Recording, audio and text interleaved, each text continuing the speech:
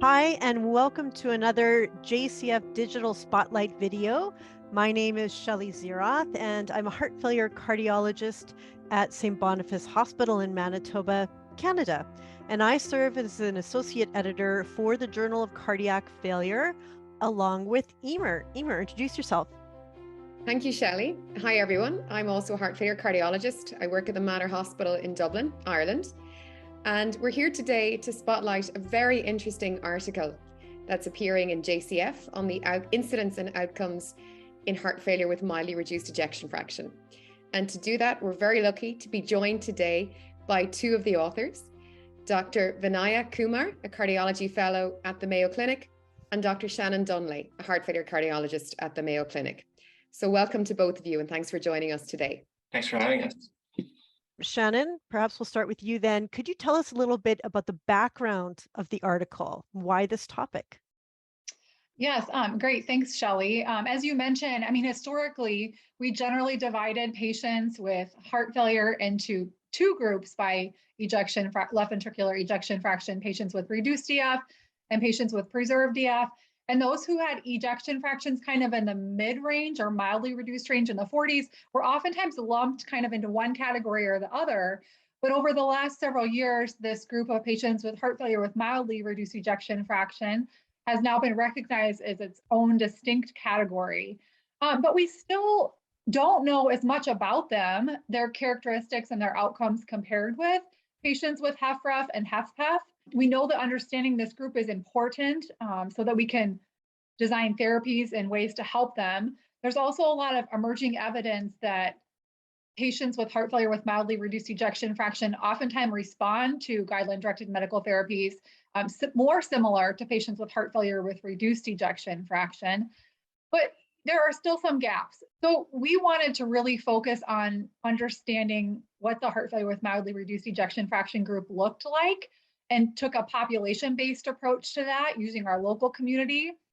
And we also recognize that a lot of registries and clinical trial populations kind of intermix patients who have newly diagnosed heart failure with those who've had it for months or years.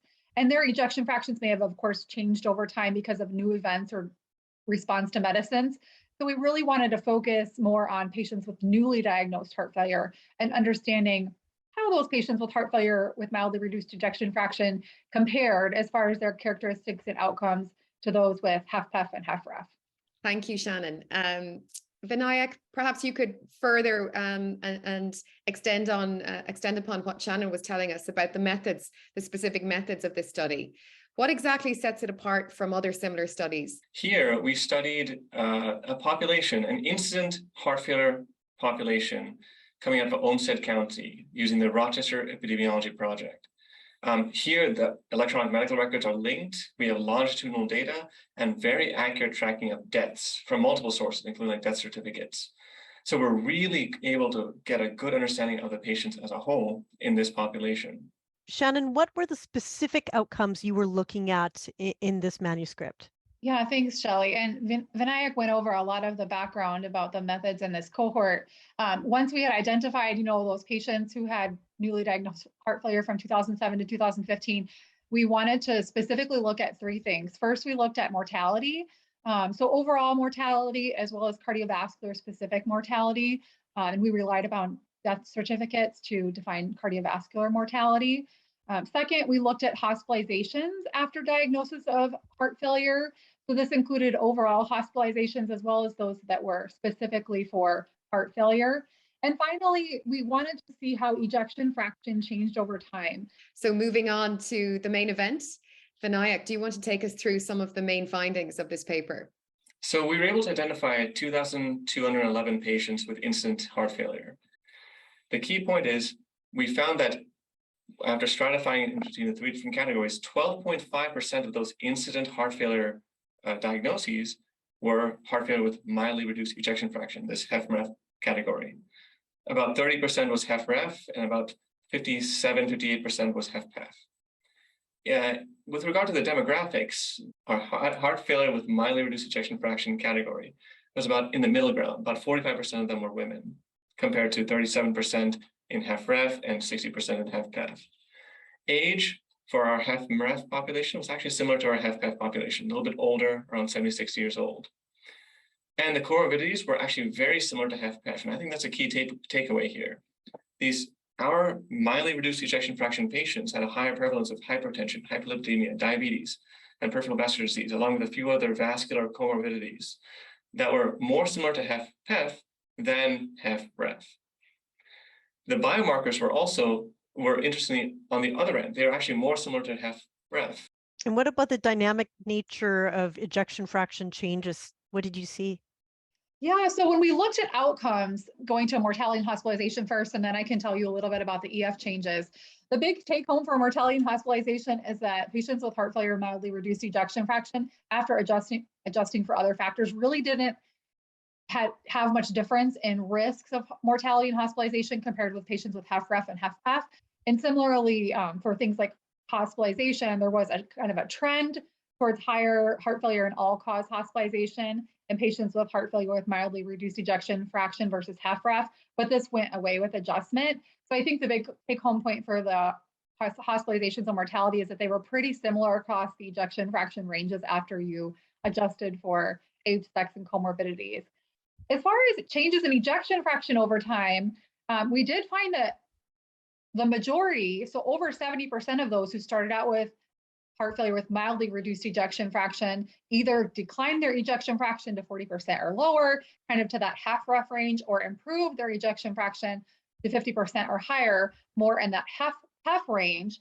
So that was a little bit surprising that seemed to be a category where a lot of people were kind of passing through and tended to either go up or down from there. Compared with HFrEF, I mean, as we all know from taking care of patients with newly diagnosed heart failure with reduced ejection fraction, thank goodness, a lot of them respond to guideline-directed medical therapies. So we did see that over half of them improved their ejection fraction to above 40%. And for HFpEF, most of them tended to stay in that HFpEF EF range over time. There were some that declined, but overall, more than 80% stayed in that HFpEF EF range. Well, Vinayak, what is the final take-home message for our JCF viewers? Major take-home messages: just understand the scope and incidence of the problem. 12.5% of incident heart failures are in the heart failure with mildly reduced ejection fraction range. The patient profiles, the actual demographics and comorbidities, are actually more similar to HFpEF, but the biomarkers are more similar to HFrEF. There was no real difference in adjusted mortality or hospitalizations compared to any of the other heart failure categories. But of note, the patients who are diagnosed with incident heart failure with mildly reduced ejection fraction oftentimes have worsening or improving of their LVEF on serial imaging. Thank you. I might just finish with a general question, perhaps a little bit of controversy, but I guess I'd ask both of you, and maybe Shelley too, do we feel this article supports this categorization, this relatively recent categorization of EF into the three categories? Well, I think the emerging data about response to guideline-directed medical therapy really underscores the importance of categorizing patients by how they're going to respond to therapies first and foremost. And so when ejection fraction doesn't help, and then it may not be as useful. However, I do think it's important to recognize that this group may have unique features, and there may be future opportunities for identification of therapeutics that could help specifically for this mildly reduced EF group.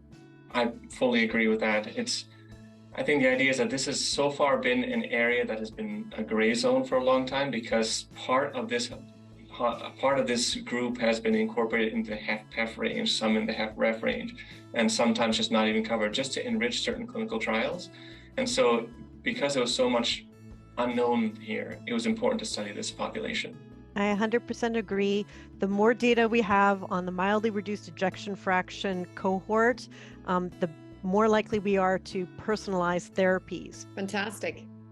Thanks, everyone. Thank you. Thank you.